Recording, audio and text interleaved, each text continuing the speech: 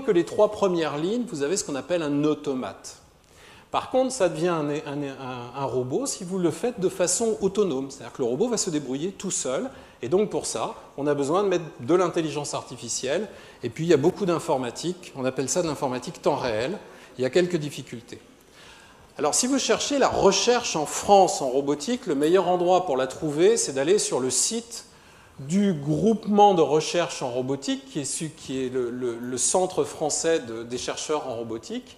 Et vous voyez, alors vous ne voyez pas, mais je vous le dis, que c'est divisé en différents groupes. Et je vais juste vous présenter ces petits groupes-là de façon très rapide. Alors la première recherche que l'on a en France, c'est sur les véhicules autonomes. Alors en France et dans le monde, véhicules autonomes, puisqu'on a les SICAP qui sont faits aussi bien à Grenoble qu'à l'INRIA à Rocancourt.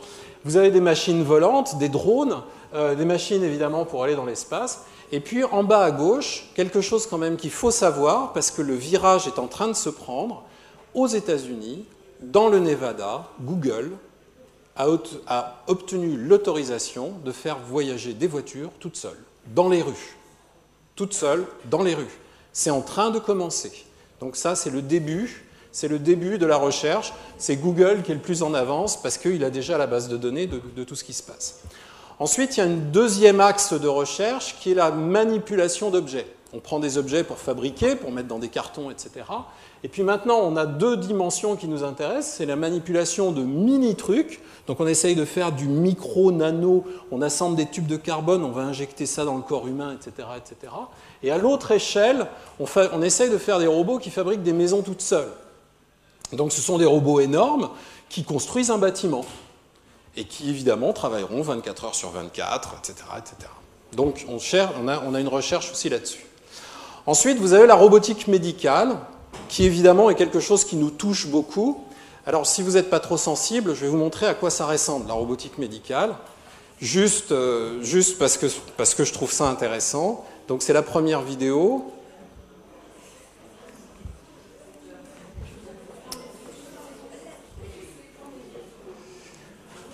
Alors voilà, vous avez le médecin qui est ici, à gauche, qui regarde un écran de télé et qui manipule avec des joysticks.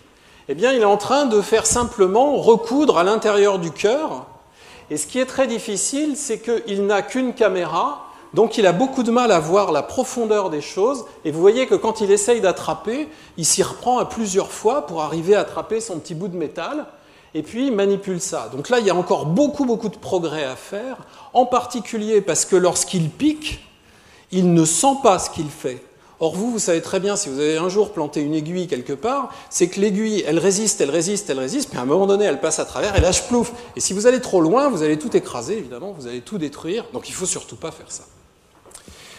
Donc on va revenir à des choses beaucoup plus intéressantes. Donc il faut qu'on construise des mécanismes qui vont nous permettre d'avoir un retour dans les mains du chirurgien sur qu'est-ce qui se passe à l'intérieur du corps humain. Alors l'avantage évidemment de ces choses-là, c'est ce que je viens de vous montrer là, c'était des opérations qu'on faisait avant l'existence de ces trucs-là, en faisant une ouverture ici qui était grande comme ça, tout simplement parce qu'il fallait que l'humain mette ses mains dedans. Puis si c'est un chirurgien qui a des paluches comme moi, eh ben, il faut quand même de la place pour aller faire truc. Donc voilà, une grande avancée là-dessus. Donc ça s'appelle les robots Da Vinci, c'est aujourd'hui ceux qui servent en salle d'opération que vous avez ici. Enfin, la grande mutation qui est en train d'arriver, c'est celle des humanoïdes. Alors on ne sait pas si ça va prendre, parce que depuis le temps qu'on dit que ça va prendre, on ne sait plus ce que ça va faire. Alors il est à noter qu'en haut à gauche, on a notre vedette nationale, enfin qui était notre vedette nationale, le robot Nao, qui a été fabriqué par une boîte française, et qui vient d'être acheté par des Japonais. Donc ça veut dire que c'est une bonne boîte. Et elle va bientôt nous sortir, normalement le mois prochain, vous allez voir le robot qui est en bas, qui va sortir de notre usine nationale, Aldébaran. Ensuite, au milieu, ici, vous avez le robot Asimo, qui est certainement le robot le plus accompli aujourd'hui, c'est Honda qui le fabrique. Et en bas, vous avez les 20 ans de travail qu'il a fallu pour arriver à construire cette machine. Donc on est parti par 2 jambes qui bougeaient comme elles pouvaient, jusqu'à ce que je vais vous montrer dans quelques instants. Et à droite, vous avez HRP, donc le robot aujourd'hui. Alors celui-là, c'est le 3. Je vais vous montrer une magnifique vidéo. Non, c'est pas prévu la vidéo tout de suite. C'est prévu plus tard. J'y reviendrai. Vous l'aurez, la vidéo. Donc les humanoïdes, Et puis enfin, la dernière chose qui, moi, m'intéresse, et c'est là-dessus que je vous focaliserai, c'est l'interaction entre un homme et un robot. Ce qui va être intéressant, c'est que si on a des robots dans le futur, on va être obligé de vivre avec. Et ça va poser beaucoup de problèmes. Comment est-ce qu'on va accepter de vivre toute la journée à côté d'un robot? Alors vous voyez que Honda, en haut à gauche, n'hésite pas à 5 minutes. Il dit qu'on va carrément jouer avec les petits-enfants dans la cour, et puis le robot, il sera là, et puis on va faire du foot, on va jouer, enfin ça va être magnifique. Et puis il y a tout un tas de recherches qui ont lieu un peu partout dans le monde, avec à gauche les robots pour les personnes âgées, pour l'instant, c'est ce qui existe. Tout ça, c'est en cours, c'est des choses de recherche. J'y reviendrai un tout petit peu plus tard à ce propos.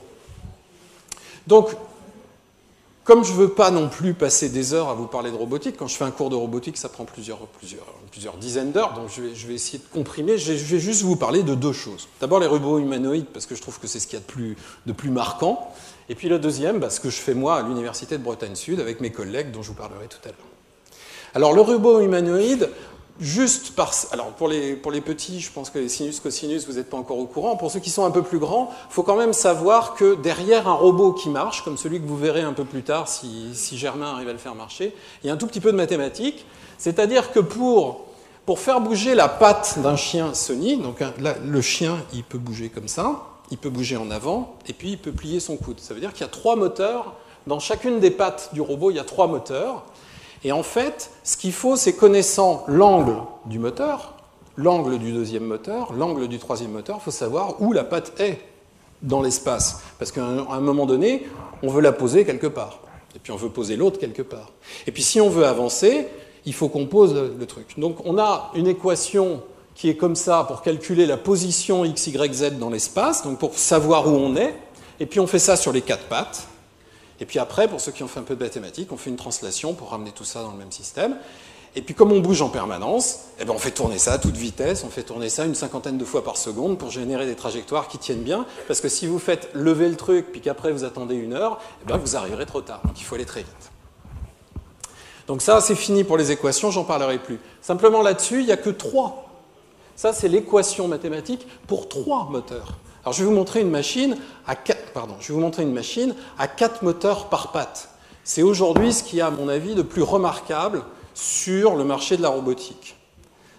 Alors, c'est un truc américain, c'est fait pour l'armée américaine, ça transporte 120 kg sur le dos, ça marche extrêmement bien, regardez bien, vous le poussez et ça ne tombe pas. Alors, à l'intérieur, ce que vous avez, c'est les calculs mathématiques dont je vous parlais à l'instant, avec des capteurs qui permettent de savoir les accélérations qu'il supporte et puis les angles qu'il a. Et il se redresse, donc il marche dans la neige. Et alors, beaucoup plus extraordinaire, il va marcher dans quelques instants sur une plaque de glace. Et vous allez voir comment il arrive à marcher sur une plaque de glace avec ses 150 kg sur le dos. Regardez bien. Là, il va glisser un tout petit fouille, et voilà. Et il se redresse et il repart. Voilà, donc aujourd'hui, quelque chose d'assez remarquable.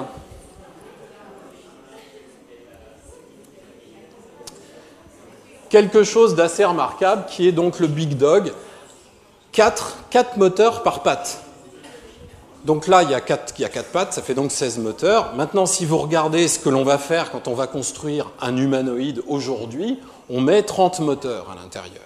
30 moteurs, c'est d'autant plus... Donc j'étais parti tout à l'heure sur un petit modèle à 3 moteurs, on arrive à 30 moteurs, et il faut coordonner tout ça pour qu'il soit beau. Il faut qu'il soit beau. Alors on va essayer de regarder ce que ça veut dire, un robot beau. Voilà le plus accompli, donc à droite il y a les vieux. Alors ça c'est un robot, c'est ce que vous voyez là, c'est évidemment pas un homme qui est en train de le faire dans la salle d'à côté, c'est un modèle mathématique qui est en train d'être calculé en temps réel. Et regardez bien, quand il est sur une jambe, il tient en équilibre. Ça veut dire qu'en permanence, il corrige pour ne pas tomber. Voilà. Bon, alors c'est japonais, donc il était un petit peu samouraï sur les bords, hein, c'est normal. Une petite marche avant, une petite marche arrière. Voilà, pour montrer qu'on arrive quand même à avoir un peu de souplesse dans les mouvements, on commence à se rapprocher de choses intéressantes. Alors, qu'est-ce qu'on fait d'autre avec ça?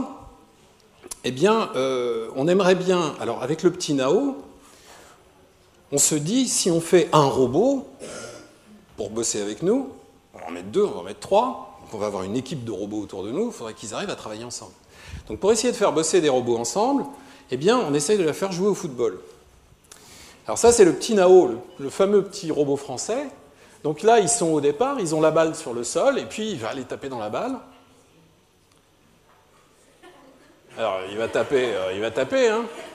Avec sa petite caméra, il a une caméra, il regarde, il y a l'autre qui arrive. Alors vous voyez qu'il ne marche pas de la même manière. Ça dépend des méthodes que vous choisissez. Voilà, il a botté en touche. Et alors là, il va aller marquer un but. Il y a le gardien de but là-bas qui est...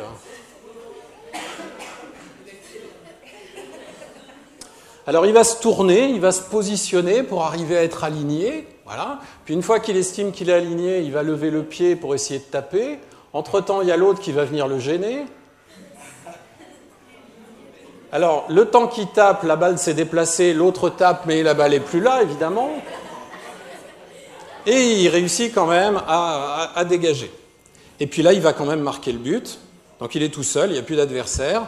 Donc il va... Rentrez, mettez-vous là, rentrez. Et là, il va taper, et boum, ça va aller dans le but. Bon, ça va pas vite, mais ça va dans le but. Le gardien de but, il est perdu, voilà. Donc on a réussi. Ah, on est content. Alors,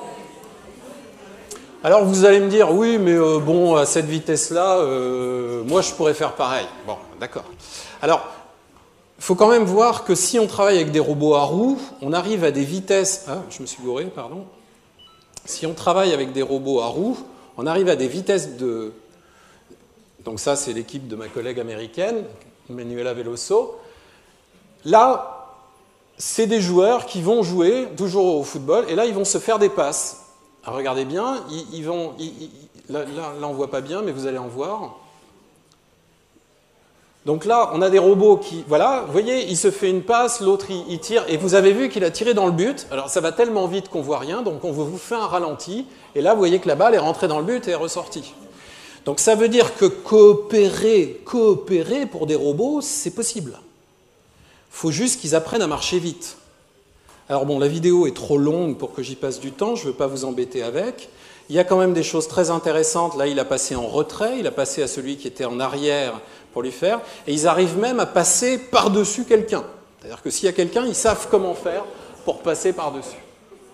Regardez bien, hop, il est passé par-dessus, et paf, l'autre il a tiré et but. Regardez bien, il y a le ralenti derrière, hop, on passe par-dessus, et après... boum dans le but. Voilà. Alors, évidemment, je vous ai montré un robot humanoïde qui marche comme ça, et puis après, il y a les autres. Alors vous allez me dire, oui, mais il faudrait qu'ils courent, les robots. Alors où est-ce qu'on en est dans courir les robots? Eh bien, regardez, on commence à faire des choses assez impressionnantes. Avec tous les millions d'euros qu'ils ont foutus dans le système, ils arrivent à faire courir un robot aujourd'hui. À 9 km/h.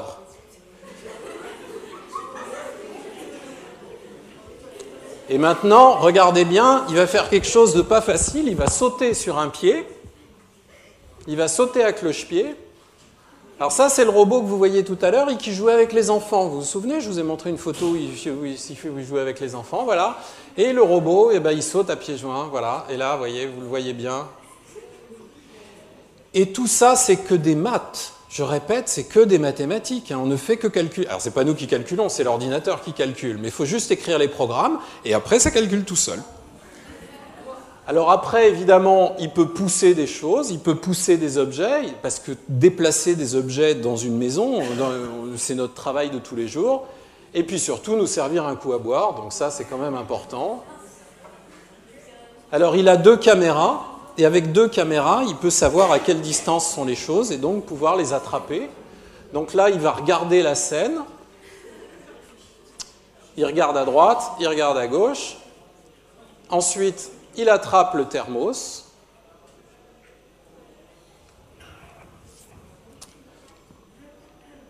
Il dévisse le bouchon.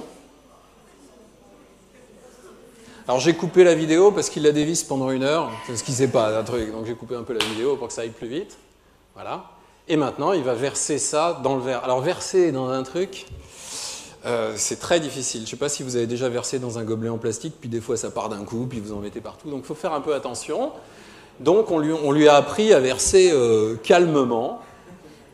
Donc il y va doucement, voilà, et il le vide définitivement à l'intérieur. Voilà où est-ce qu'on en est. Alors, le robot humanoïde, c'est pas encore là, mais on voit que c'est pas idiot, ça commence à venir. Alors maintenant, je passe à la deuxième partie. Je vous ai parlé des humanoïdes, je vais vous parler maintenant de ce qu'on fait à l'UBS. Alors qu'est-ce que je fais moi? Je fais des robots dont le seul objectif, c'est d'être sympathiques. Pourquoi? Parce que si vous avez une caisse en plastique à côté de vous toute la journée et que vous êtes obligé de travailler avec, ça va être insupportable. J'essaye donc de faire des choses sympathiques. Si c'est sympathique, il faut que ça rigole. Il faut que ça ait de l'humour. Il faut que ça fasse guignol de temps en temps. Donc on essaye de s'intéresser à la génération d'émotions. Alors on a construit dans le passé un robot qui exprime des émotions, qui est très triste. Alors celui-là, vous pouvez le prendre dans les bras, vous pouvez le caresser parce que c'est un nounours, il peut bouger la tête. Et on a fait des expérimentations avec ce robot-là dans le cadre de la thèse qui a précédé. Alors maintenant, ce robot-là, il est dans un placard, il ne sert plus à rien, évidemment, c'est normal, c'est de la recherche. Voilà. Bon, il a fallu quand même 3 ans de boulot pour en arriver là, mais bon, c'est... bon.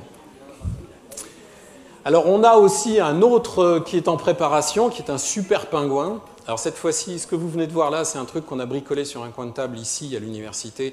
On manque un peu de matériel parce qu'il faut faire, si vous voulez faire un beau robot, il faut faire une belle mécanique. Je vous ai dit que c'était un mécanisme.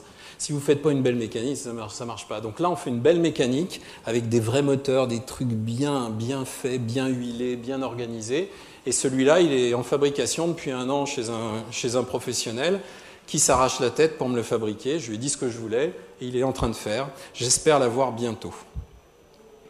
Alors maintenant, je m'adresse... Tous ceux qui ont plus de 20 ans ne m'intéressent pas dans cette salle. Je parle qu'à ceux qui ont moins de 20 ans. Pourquoi je parle à vous? Parce qu'on va regarder, puisqu'on est des chercheurs, on s'intéresse à ce qui va se faire après. Il y a 20 ans, on lançait le premier SMS. Vous savez, ce truc qu'on fait avec un petit appareil portable. Le 1er janvier, en France, de 2012, il y a 65 millions de personnes en France. Est-ce que vous avez une idée du nombre de SMS qui ont été envoyés en France au 1er janvier 2012? 60 millions de personnes. Eh bien, on a envoyé plus d'1 milliard de SMS. Ça veut dire que chaque personne en France, y compris les bébés, les vieillards, ceux qui sont partout, ils en ont envoyé 17. 17 le soir du jour de l'an. En 20 ans, on est passé du premier SMS qu'on n'avait pas à 1 milliard de SMS le soir du jour de l'an. Alors on continue. Le web, vous savez ce que c'est le web quand vous allez sur une page Internet? Eh bien, une page Internet, c'est une page web. Il y a 7 milliards de gens dans le monde. Il y a 7 milliards de gens dans le monde. Il y a combien de pages web? Eh bien, il y a 1 milliard de pages web dans le monde. C'est-à-dire qu'il y a une page web pour 7 personnes. Alors ça encore, on ne voit pas trop. Par contre, moi, ce qui m'impressionne le plus, c'est ça. Vous avez peut-être entendu parler d'un truc qui s'appelle Facebook. Facebook, ça a 9 ans. Il y a 9 ans, ça n'existait pas. C'est-à-dire que tous ici, vous étiez déjà tous là, tous présents. Il y a 9 ans, ça n'existait pas. Il y a 7 milliards de gens dans le monde. Il y a combien de gens aujourd'hui inscrits sur Facebook? Il y a 900 millions de personnes inscrites sur Facebook. 900 millions, y compris les Africains, les Chiliens, les Asiatiques, tout le monde. 900 millions, ça veut dire qu'il y a une personne, grosso modo, sur 7, pour faire simple, qui est branchée sur Facebook. Et chacun y passe 55 minutes par jour, en moyenne. 55 minutes par jour. C'est pour ça qu'il est rentré en bourse et qu'il vaut beaucoup d'argent. Alors pourquoi je vous dis ça? Pourquoi je vous dis ça? C'est parce que 20 ans, en 20 ans, on est passé de pas de SMS, pas de page web, pas de Facebook, à un truc que tout le monde utilise. Alors la question que je pose, elle est simple. C'est dans 20 ans, les robots, ils feront quoi avec nous? Eh bien, c'est mon sujet de recherche d'aujourd'hui pour essayer de préparer. Si on veut fabriquer les robots aujourd'hui, il faut qu'on sache vers quoi on va. Alors moi, notre idée, j'ai ici une professeure d'université de Grenoble qui est venue exprès pour RoboFesta avec son étudiant qui est là-bas et qui fait des expérimentations. Et j'espère que vous irez les voir pour qu'on puisse expérimenter notre travail. Et nous travaillons ensemble sur le projet de recherche. Notre idée, c'est de dire tout le monde, les enfants, les parents, vont avoir une masse d'appareils autour d'eux qui seront tous connectés entre eux et qui pourront faire des choses pour nous dans notre vie de tous les jours. Et puis les deux mondes qui nous entourent, électroniques, pourront communiquer entre eux à distance. Évidemment, tout ça, ça va être connecté. Alors la question de recherche, la question qui me préoccupe aujourd'hui est de savoir s'il y a un S ou s'il n'y a pas de S. En d'autres termes, quand moi je vais interagir avec mon ensemble de compagnons, qui peuvent être des robots, qui peuvent être des agents virtuels, vous en verrez là-bas, c'est-à-dire des êtres qui viendront sur un écran me dire bonjour, ou des animaux, ou que sais-je encore, des trucs, ou des téléphones, des machines à laver. Quand je vais monter dans la voiture, elle me dira bonjour, par exemple, enfin ce genre de choses. Est-ce que je vais, moi, vouloir avoir des éléments indépendants, et je les manipule tous avec une télécommande, grosso modo, pour faire très simple, ou est-ce que j'aimerais avoir un monde dans lequel je serais en permanence connecté avec un truc, et quand je monte dans la voiture, je pourrais parler à mon truc. Quand je rentre dans une pièce et qu'il y a un robot en face, je continue de parler à mon truc, sauf que là, il est dans un robot. Et quand j'arrive sur un écran dans la cuisine au-dessus de mon truc, je continue à parler, et puis là, il a une autre forme. Si le choix que l'on va faire entre les deux va être totalement fondamental sur l'évolution des systèmes et la fabrication des systèmes. Et j'ai absolument besoin de savoir ce que pensez vous de ça. C'est pour ça que je voudrais maintenant que vous m'accordiez 10 minutes pour remplir le questionnaire qu'on vous a préparé. On a des questions, Sylvie va vous les lire et on va